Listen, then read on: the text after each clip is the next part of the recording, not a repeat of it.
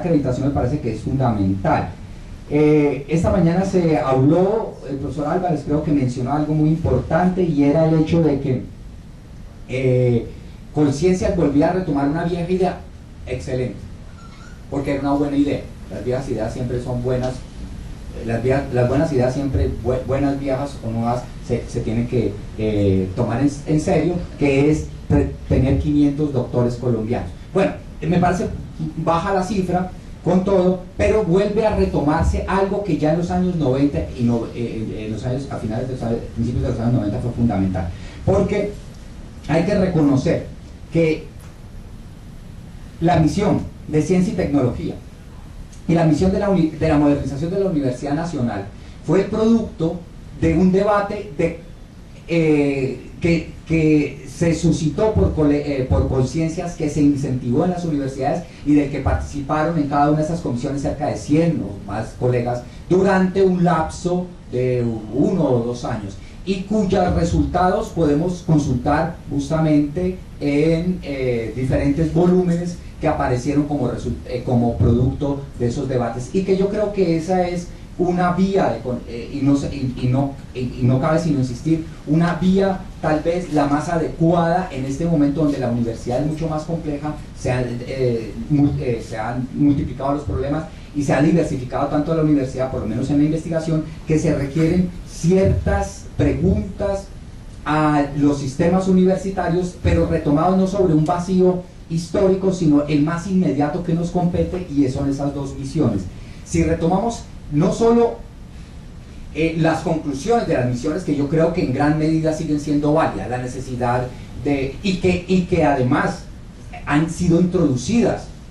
en la vida institucional universitaria en Colombia en algunos rangos, sino además se retoma algo que es del espíritu de esa reforma, y es la participación de amplios núcleos profesorales, que no sean 10, es decir, las reformas no se pueden hacer a puerta cerrada, dígase lo que se quiera.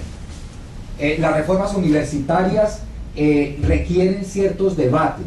y requieren la participación amplia de colegas, y esto es una buena ocasión para estimular realmente algo que es elemental, y es romper el hielo que existe en las relaciones entre los colegas. En Colombia ha crecido una comunidad académica, hay muchas otras personas que están produciendo ciencia, ya la ciencia de los años 70, 80, los valores que se hicieron en los 80 son diferentes a los del año 2000. Ha habido promoción de otros profesores, hay profesores más jóvenes, hay profesores más viejos, hay viejos profesores que tienen que decir y no tienen que decir más o menos a los profesores jóvenes. Entonces así creo que es muy importante volver a propiciar esos debates nacionales, a propósito, claro, y en contra de un gobierno que ha intentado imponer o sacar sus reformas a la manera como a él le interesa, que buenas o malas van a contar con un principio de resistencia sobre una base del principio de la incomunicación, porque usted le puede decir a la gente, usted le puede decir al profesor, mire, esto es lo mejor que hay, pero si no sabe de qué se trata, es que una reforma se tiene que saber de lo que se trata, y no el cuerpo cerrado de tecnócratas y amigos del rector, o enemigos también, puede ser más bien, que a espaldas de una comunidad académica están decidiendo el futuro de los 15 o 20 años. Mire, si hay algo importante de la época de Conciencia, no fue los resultados que en términos de índices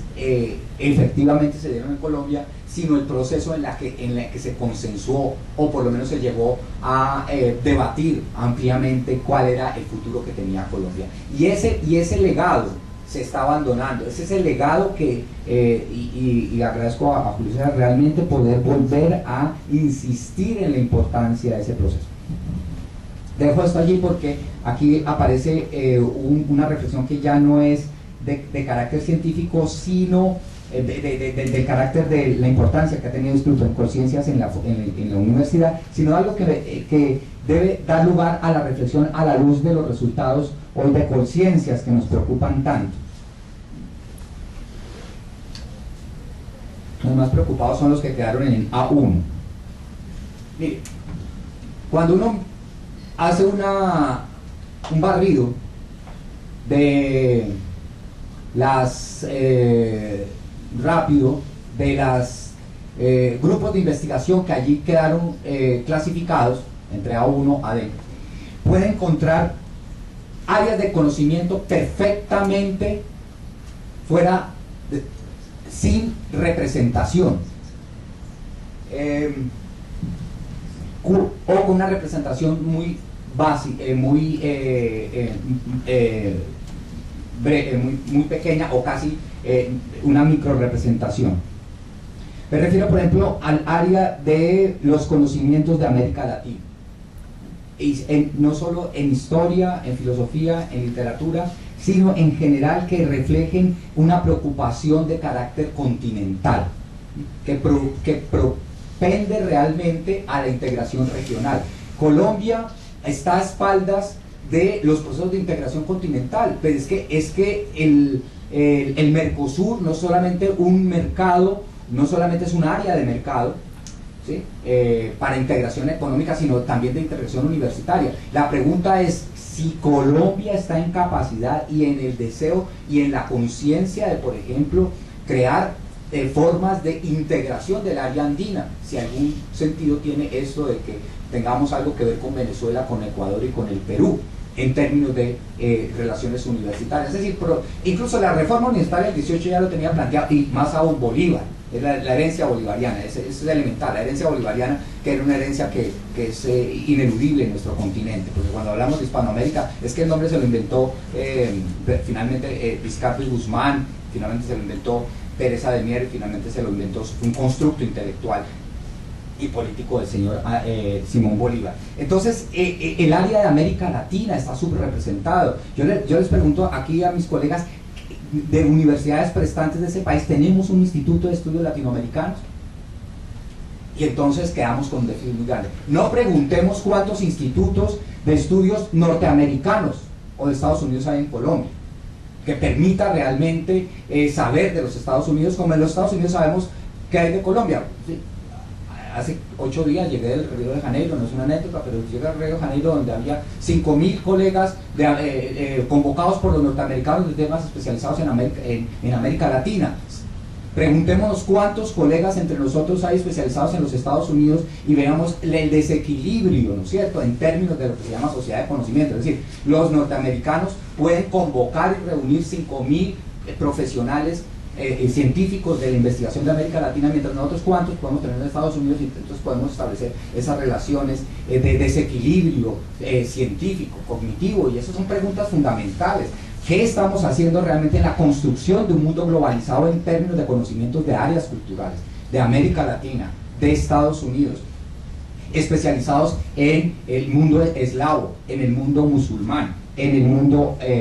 árabe, en China o en Japón? Es decir, creo que la Universidad Colombiana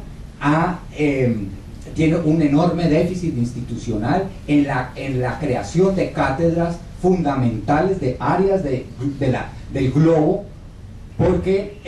evidentemente los conocimientos no empiezan, como digo yo, en Antioquia, en el valle el mundo académico no empieza en el valle de Aburrá, empieza en Itagüí y termina en Copacabana, porque este es, digamos, una forma muy precaria de conocimiento del mundo. Creo que también hay un déficit muy grande en la formación y yo sé que los esfuerzos son grandes que hay que hacer, en la formación de las teorías sociales. No vi ni un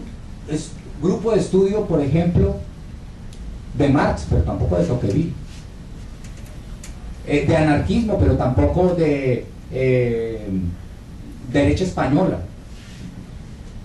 de Durkheim o de Levi-Strauss. Es decir, yo creo que también en teorías tenemos que fortalecer mucho el conocimiento en teorías. Sé que filosofía lo hace por tradición, porque es su propia vocación, pero yo creo que las ciencias sociales precisan de grupos de investigación de teoría con las dificultades enormes que nosotros tenemos. Y allí yo creo que